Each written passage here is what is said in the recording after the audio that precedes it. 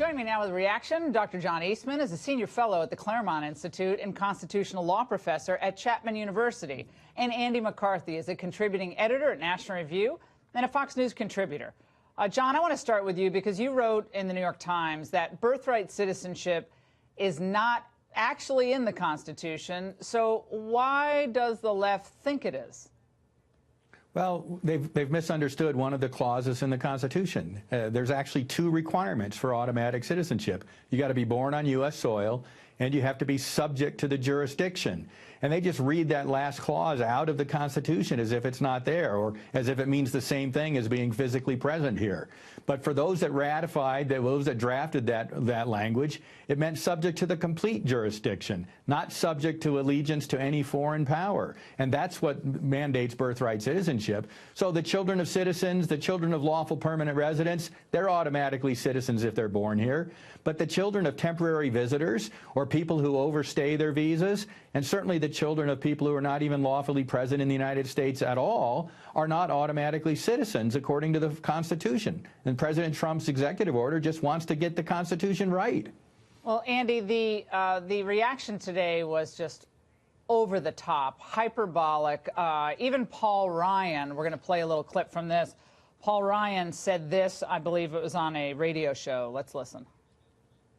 You cannot end birthright citizenship with an executive order. We didn't like it when Obama tried changing immigration laws via executive action, and obviously as conservatives, we believe in the Constitution. As a conservative, I'm a believer in following the plain text of the Constitution, and I think in this case the 14th Amendment's pretty clear. Andy McCarthy, Paul Ryan, outgoing Speaker of the House, not giving Trump any help there, but he said, we got to have congressional action. Is that true? Well, I think they should have congressional action, Laura. As a practical matter, personally, I think this is a constitutional provision of the 14th Amendment where we're not only just dealing with the constitutional provision, it's also been codified by Congress.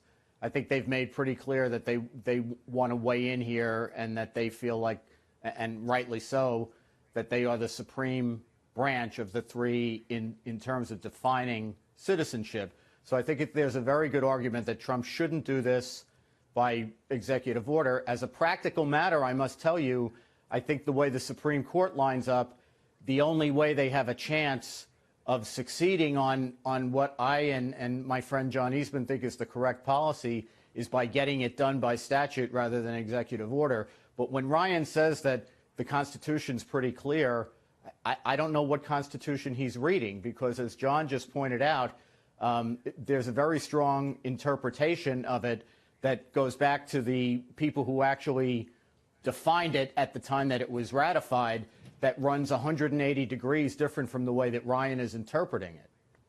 John Eastman, I want to go back to you on this. Again, I think people, and Andy talked about how this has been codified by Congress. I think he's talking about, again, we don't want to get into the weeds on the law, people's eyes will glaze over, but Section 1401 of the applicable code. Now, what is Andy talking about? And again, does this mean that the president, as the chief executive officer of the United States, with a concern about who comes into the country, who does not come into the country, who's a citizenship and who doesn't get citizenship, that he doesn't have the right to do this? Explain the 1401 issue.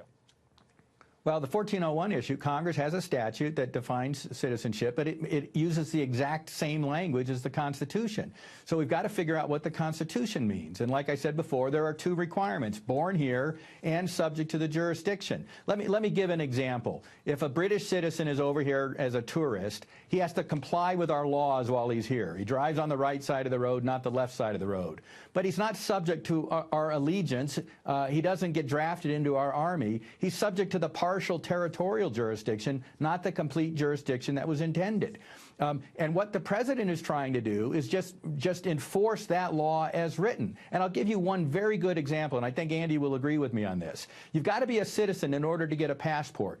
The one thing that everybody agrees with is that the subject to the jurisdiction clause at least excludes the children of diplomats who are here.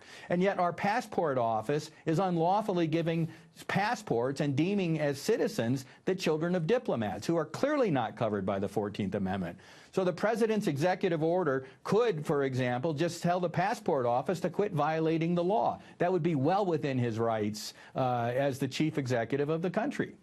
Chuck Grassley looks like he agreed with Paul Ryan today, which was a little disappointing for those of us who really like Chuck Grassley. I want to just go through a list of the countries, not that this matters because we have our own constitutional understanding, but that do not offer birthright citizenship. Most of the developed countries, other than Canada: Australia, Austria, Denmark, France, Germany, Israel, Italy, Japan, New Zealand, Norway, Slovakia, South Korea, Spain, Sweden, Switzerland, the UK. None of them offer this type of birthright citizenship, which, Andy, we're going to get into this in a moment. It does create perverse incentives. And this birth tourism issue, which we're going to get into deeply here, it's a huge problem. And we have horrible situations happening in New York and California where there are abuses and so forth. How do you think this ultimately comes down, Andy?